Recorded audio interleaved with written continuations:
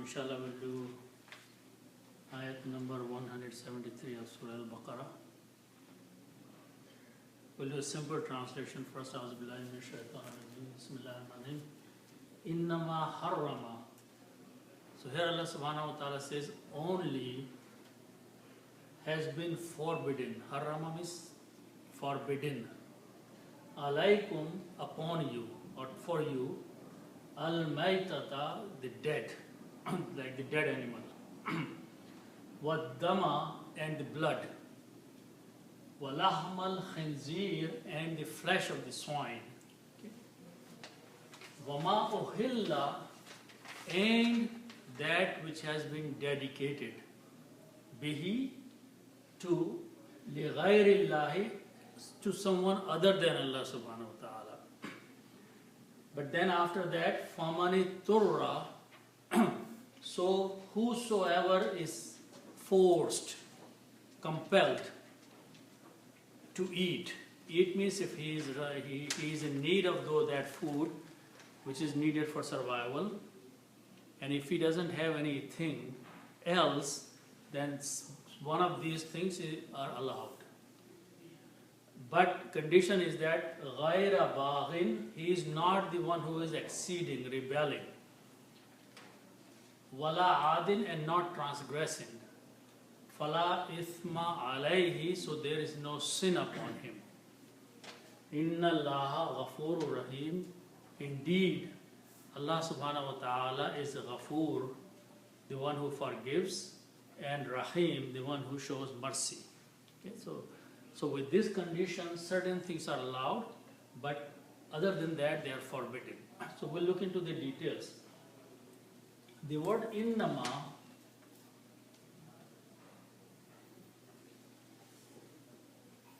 means only. Okay. Only. Okay. And this should be regarded as one word. It should not be said inna and ma, otherwise meanings will change. And they will change a lot. Okay? So, inna ma should be translated only. And one example I can give you, that in Surah Tawbah, Allah subhanahu wa ta'ala says that Prophet ﷺ is saying, innama ana bashar. Innama, only, ana bashar, I am a human being. Okay? If you don't pronounce this innama correctly, and you pronounce inna and ma, if you say inna ma, this means indeed not I am bashar. Indeed, I am not a bashar. I am not a human being. Okay, the meaning completely turns around. Innama, I'm only a bashar, I'm only a human being. But if you break it down and translate, then the meaning will be, indeed, I am not a bashar. Completely opposite. So, innama here means only. That's Okay. Surah Kahf. I think Surah Kahf. Innama ana bashar mislukum Yuha, yeah. Surah Kahf. Okay. So only. So which ayah it is? So it is last ayah. Last ayah, thank you. Okay. Now the next word starts with ha, ra, and mim. And this is Bab Fa'ala. In Bab Fa'ala, where you put a shut down the middle letter, this becomes harrama. Harrama means to forbid.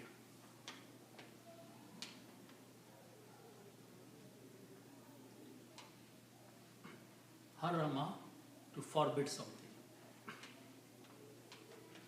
So if you put one fatha on each of them, it becomes grammar of har, ra, ma, means he forbade. And he is here Allah subhanahu wa ta'ala.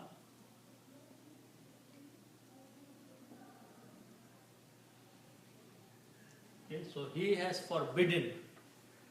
Allah subhanahu wa ta'ala has forbidden. Okay, so he has forbidden. Okay, he had made it haram. He has forbidden.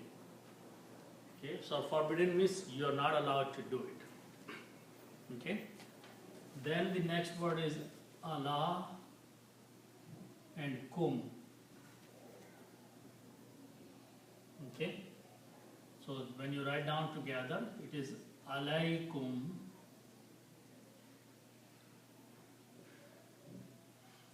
Allah can be translated as to and kum as you.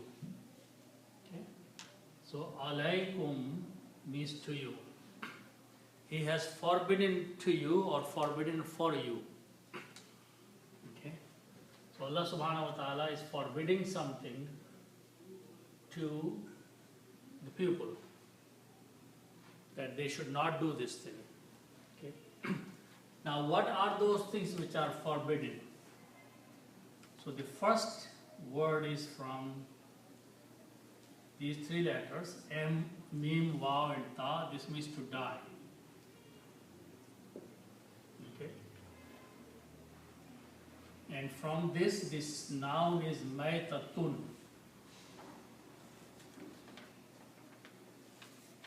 Maitatun means something that has died, or dead.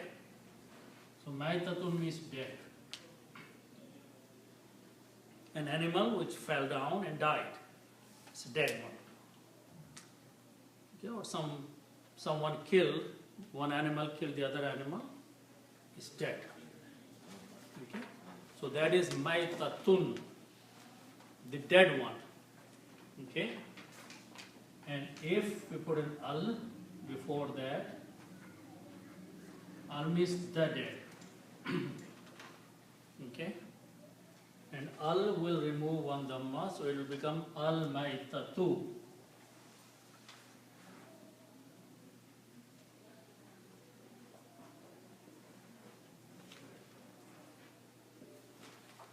Maitatun will become maitatu because al changes two dhammas into one. So al-maitatu means the dead. Something that has died on its own is the dead. Al-maitatu. Okay? So Allah subhanahu wa ta'ala has forbidden to eat something which is dead. Okay? Now this is a noun and it is coming after the verb harrama. So whenever a noun comes after the verb, then this dhamma changes into a fataha.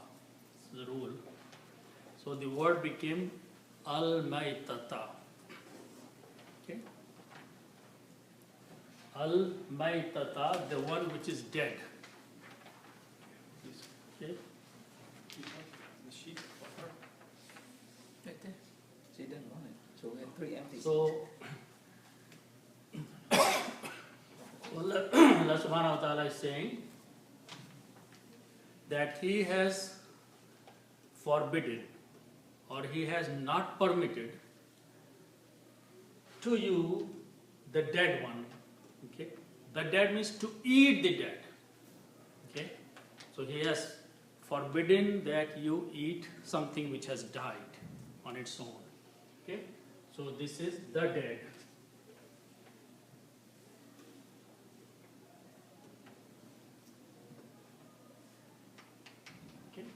Animal has fallen off the cliff of a mountain and it died.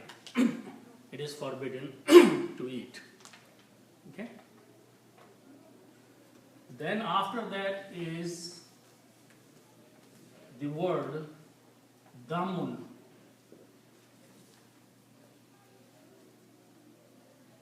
Okay? Damun means blood.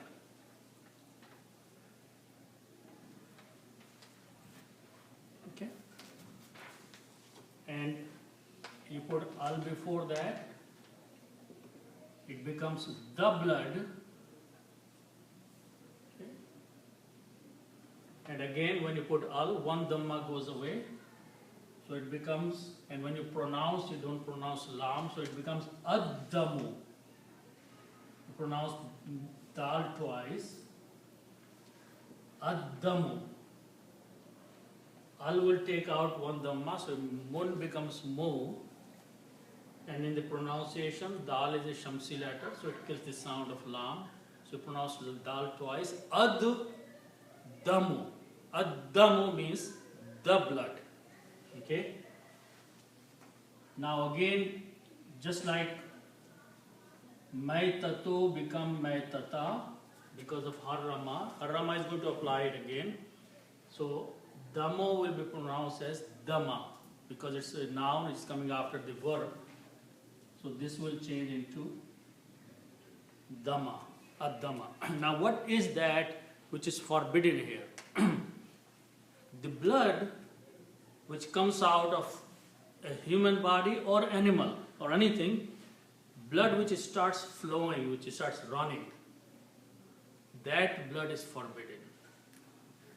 When you buy meat from the shop, always there is some blood in there. Always, if you leave it sitting there, you will see that along with the water, some reddish blood will come out. Okay? That blood cannot be separated. When you cook that meat, that blood just gets cooked and is edible. So that blood is allowed, that much blood is allowed. But a blood that you actually pick up from and start eating or drinking, that is forbidden. Okay? So that is ad-dama, that blood is forbidden. That you drink blood or you consume blood.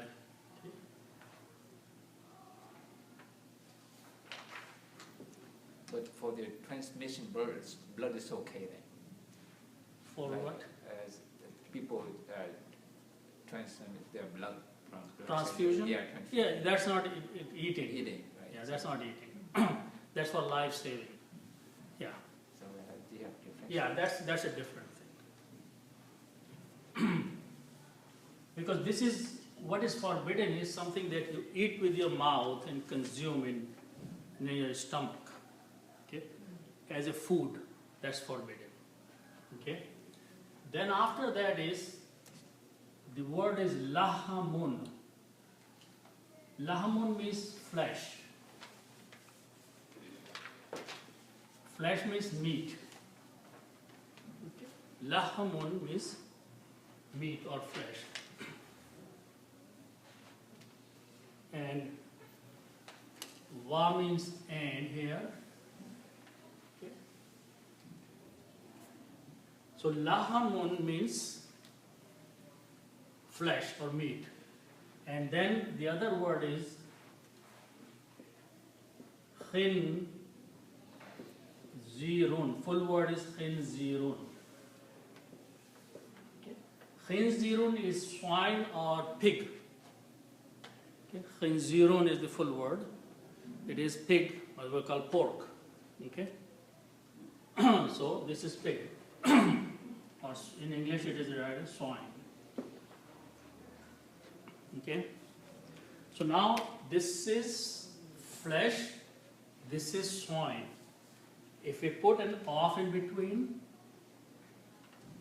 then it will become flesh of swine.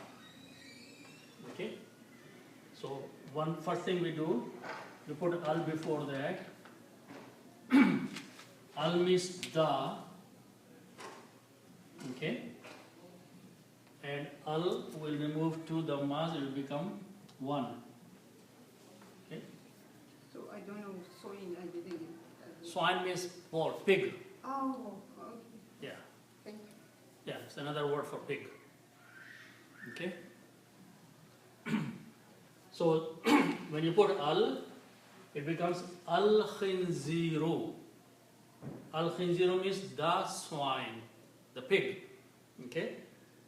Then you put off in between to combine these two words, so it will become flesh of the swine or flesh or meat of the pig or pork. Okay? Now when you combine, you put an off in between. In English, you have to make some changes here. And how you make the changes? This becomes one dhamma, and this dhamma becomes kasra. Okay? So it becomes lahamu and al-khinziri. This became lahmu, al-khinziri. When you read together, you will combine this with this lam and it will become lahamul. Lahamul khinziri. Okay? One word is pork, meat of pig or swine. Okay? Again, this is lahamu, dhamma here, but because of the same reason, this maitata and dhamma, this become lahma. It's a noun coming after. So the word is lahamal khinziri, flesh of the swine or pork meat.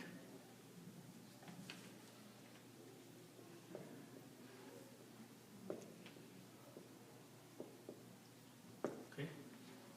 So these things are forbidden. These three things Allah subhanahu wa ta'ala is mentioning, they are forbidden. Okay, these are three physical things. Some animal has died, it's forbidden to eat. There's blood, that's forbidden to consume. And one animal, which is swine or pig, that is forbidden to eat. These three things are forbidden. Now one more thing Allah subhanahu wa ta'ala is talking about, which is very important here, is wama uhilla bihi. Okay? So wa means and, ma means that which.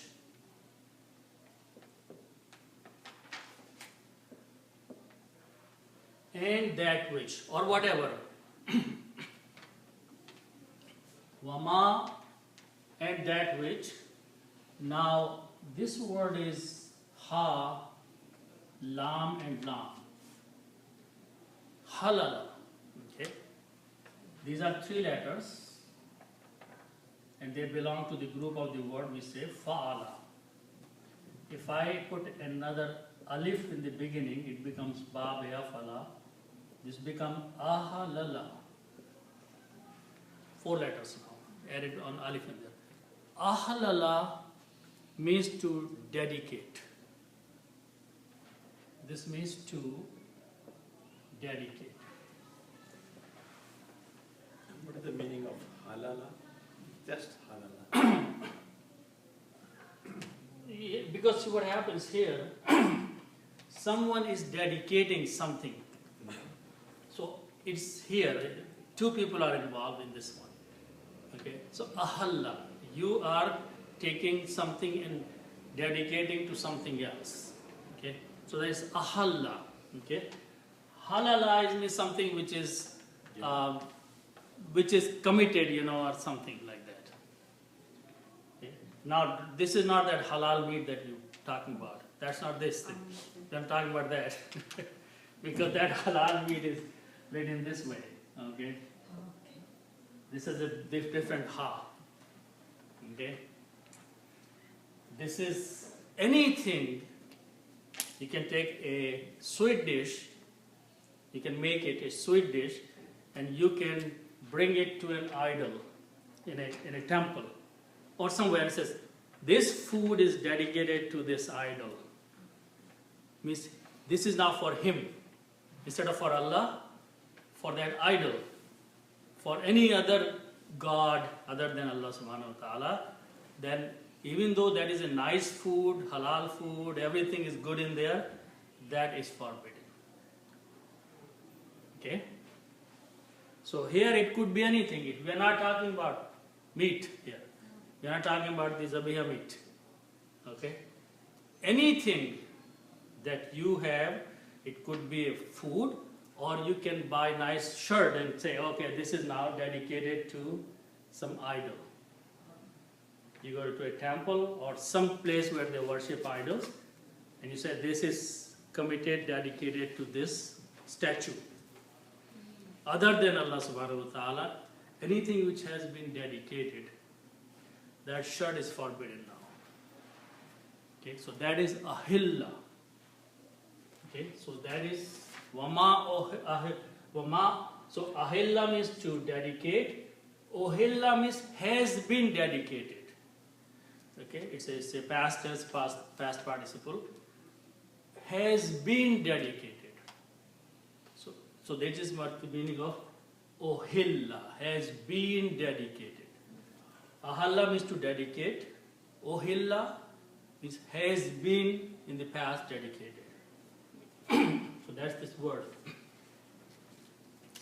And that which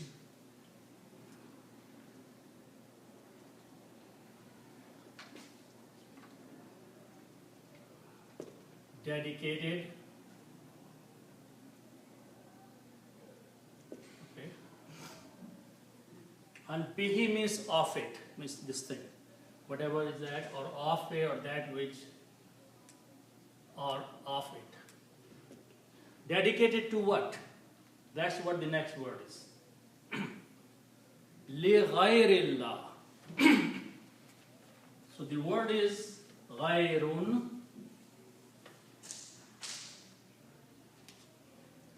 The original word is ghayrun. Ghayrun means other. Ghayr is some other person, which is not your own person, is a ghayr. Ghayrun, other. Okay? And this word is Allahu. Okay?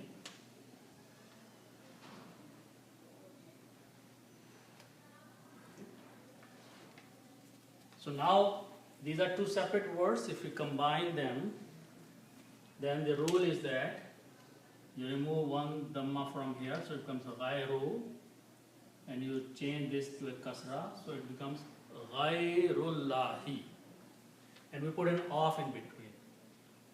Other of Allah in English is other than Allah. Okay, so instead of, you put that. The meaning is same. Something other of Allah is other than Allah. Proper English is other than Allah. So the word is ghayrullahi. Ghayrullahi means other than Allah. Anything other than Allah. Okay? Now, li here is the word letter before that. Li means to.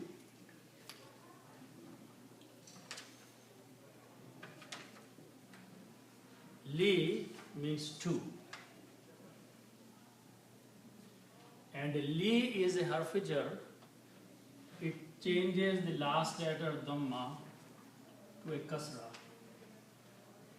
So the word becomes li ghayrillahi, which is the word in the Quran. To someone other than Allah. To something other than Allah. So anything, ma means whatever, it could be something you eat, something you use, something you like, anything that you take and say, I dedicate this to such and such. Okay? And everything other than is Allah is such and such. Then that is forbidden. Allah subhanahu wa ta'ala says that had been made haram. Okay, so you cannot dedicate anything, food item or non-food item or anything other than Allah. If you say this, I invite you for the pleasure of Allah and this is dedicated to Allah, then food is allowed to eat. But if you take the name of someone else on that, it could be your religious leader or it could be some sheikh or peer or anyone or some idol. Anything you dedicate, it is forbidden. Okay? So, Ligharillah. what about these people do Fatiha on the dead relatives?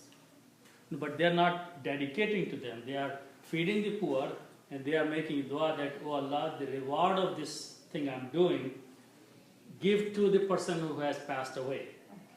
So you're not saying that this food is dedicated to this dead person. You are feeding some poor people for the pleasure of Allah subhanahu wa ta'ala. And you're making dua that the reward of my action, please, collect in their account. That's what you're saying. So that is not dedicating to that. You are still dedicating to Allah subhanahu, for the pleasure of Allah, feeding the poor or needy or relatives. Okay? But you are not. The reward to Yeah. that. You are making, your intention should be that Allah provides the reward of this action of mine to this person. Okay? So that is what the Fatiha, when we say Fatiha is.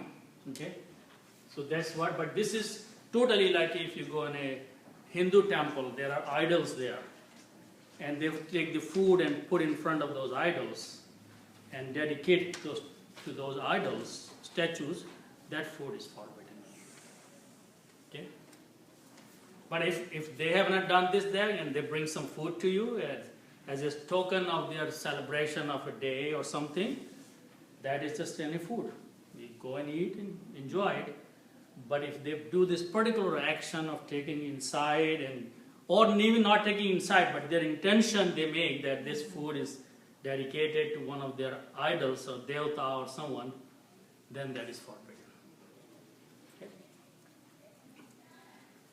لِغَيْرِ اللَّهِ, other than Allah.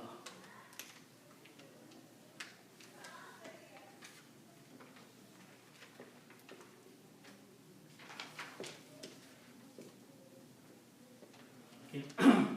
Now Allah subhanahu wa ta'ala has given limited permission in certain situation, that if a person is in a situation where he doesn't find anything to eat, and it is a critical state that if he doesn't eat, he will die, or he'll pass out, or he will lose, his consciousness, anything, then for a limited time, for a limited quantity, he can find any of these things and he can eat until he gains a little energy. But it should be only for that purpose.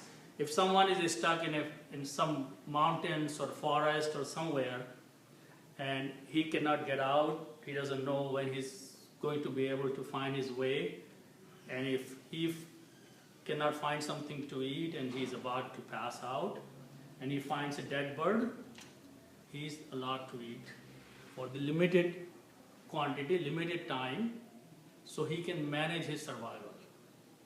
Okay? So that is what the next part is. Famani turra. So let's look at these words. Fa means so. Man means whoever.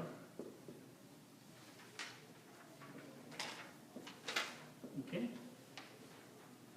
Then the next word is dwad ra. Okay. Darara. Darar means to harm or to hurt. Okay.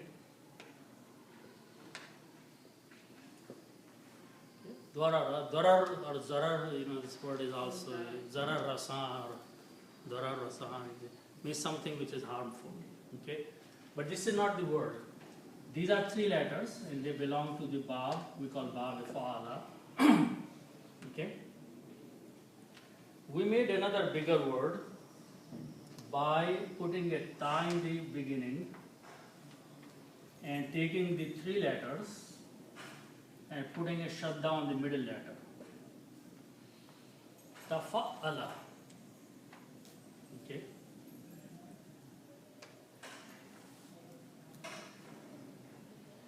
So this becomes ta darara.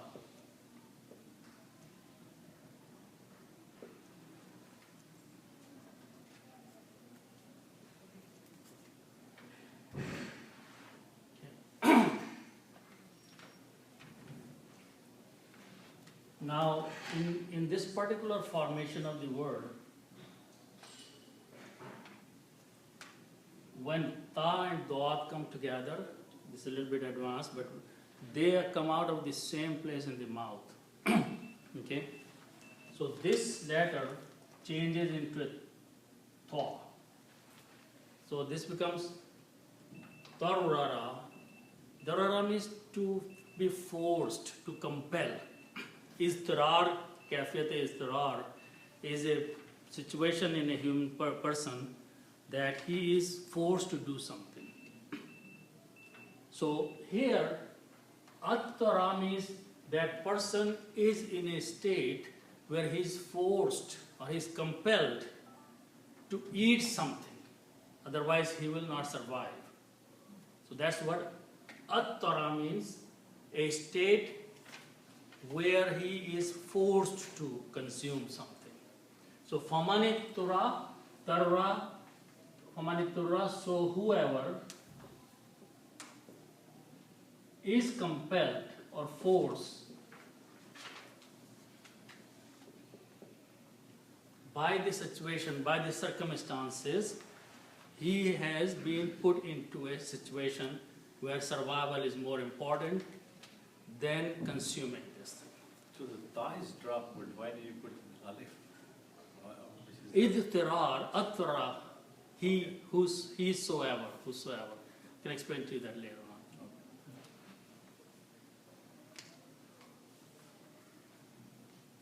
Okay. So, but there is a condition after that. Ghaira baghin. Okay. It's not that he just finds something and he starts eating and he enjoys that and he eats full stomach and all that and he likes it. No. Condition is that ba, ghain and ya. And baghin or baghun means exceeding. You know, baghi is someone who rebels, who exceeds. Okay? So someone who exceeds the minimum need is baghi. So this is exceeding.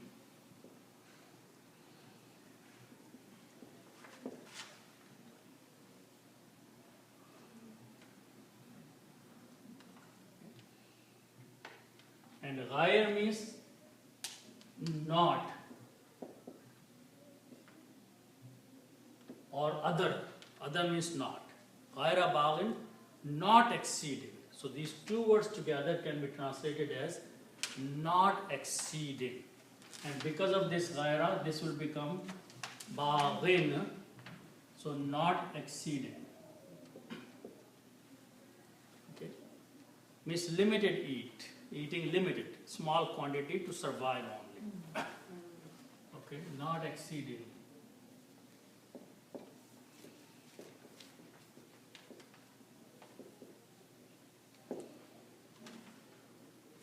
Does the word bag also mean like rebellious? Yeah, this is the same root letters. Rebelling. Rebelling is crossing your boundary, exceeding your limits. Okay? So, ghair means not, means don't exceed the smallest amount that you can take and eat at that time and then say no more. It's not that, oh, I like, I enjoy it. I keep eating. So that's no, not that. It's only for survival. Then the permission is given to eat the dead or blood or khinzir, lahm khinzir, or something which has been dedicated to anyone. All these four categories are there. For survival, a small amount, eating that allowed, not exceeding. Ghaira baghin, not exceeding. Okay? And then after that is wala adin. So waw means and la means not. Wala together can be in English translated as nor. Okay. And the other word is ain, waw and dal, and this means to transgress. What is transgressing? Crossing the limit. Okay. So adin is the one who transgresses or crosses the limit. Okay. Which means limit is only small amount until your stomach has enough so you can manage to survive. Don't cross the limit. Okay. Don't transgress. Okay. So do not exceed and do not cross the limits. Okay. Wala adil, nor transgressing.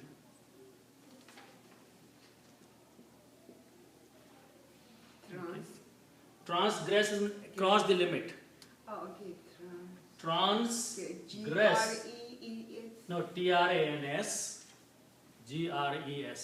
Thank you. Transgress means to cross the boundary, to Okay. cross the limits. Okay, to go outside the bounds. Okay.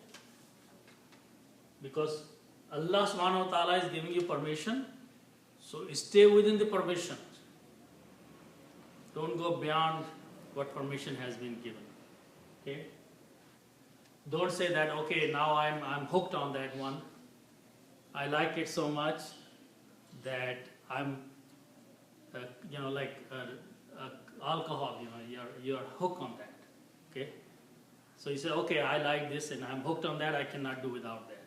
No, that's not permissible. That's transgressing. Okay? So Allah subhanahu wa ta'ala says, if a situation arises for short time, for limited quantity, still making sure that you believe in the ayats of Allah subhanahu wa ta'ala, then for survival, for limited time, you can eat that. Okay? Then Allah says, Fala ithma alayhi. Okay? So the word is alif, sa and mim. And ismun means sin. Ismun means sin. Okay? And la means not.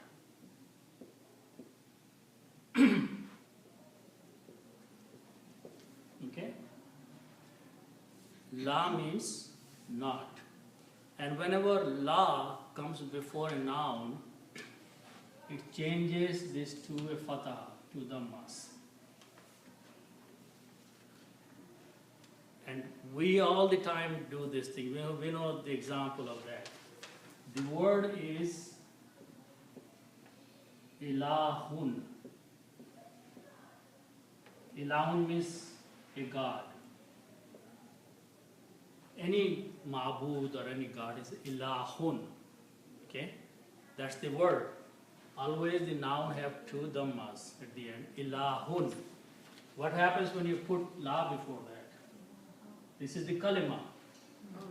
What happens to this? This becomes la ilaha.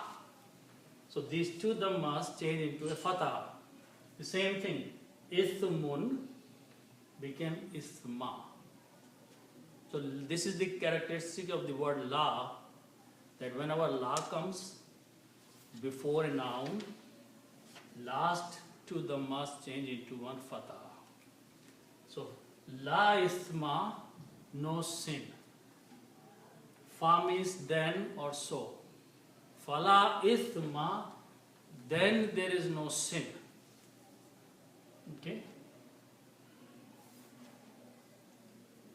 Then no sin.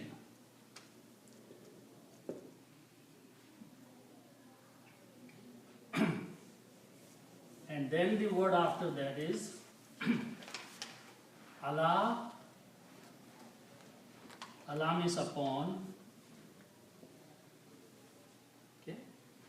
And who means him. Allah means upon, and who means him.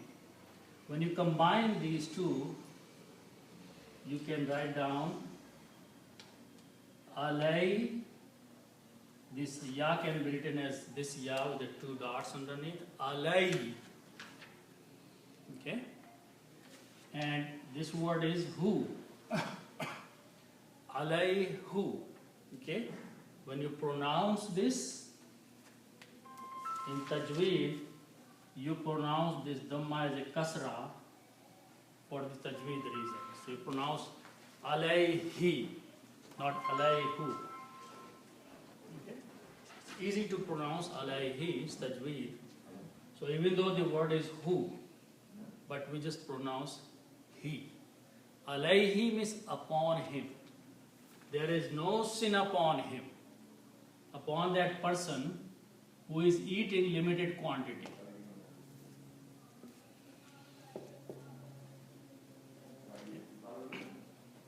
Allah subhanahu wa ta'ala says, then only then there is no sin upon him. If he just eats a small quantity, he is not exceeding and he is not transgressing, he is not disobeying, then survival, small quantity eating is, there is no sin upon him. Okay? Allah is so kind on us. That's only this is, yeah. Then after that is Inna Allaha Ghafurur Rahim. Okay, so we know all these. Inna means indeed. Inna means surely or indeed. Okay. And the word is Allahu. The original word is Allahu. Okay. And this is Inna. The characteristic of Inna is that when it combines with the noun, then the last letter, Dhamma, changes into Fatah. So this becomes Inna Allaha. Indeed Allah, surely Allah. Okay.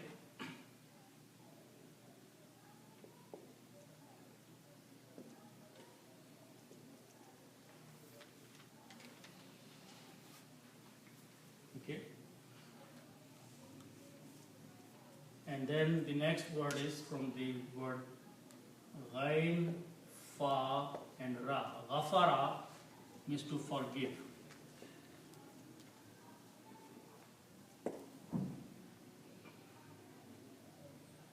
Ghafara means to forgive. And the one who forgives is called Ghafurun.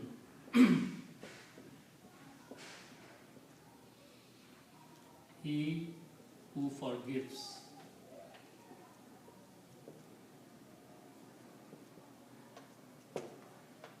Ghafurun is the one who forgives. Okay? And then the word Rahama means to have mercy.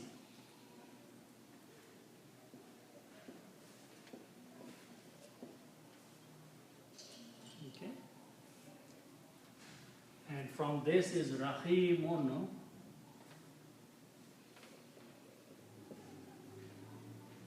means merciful.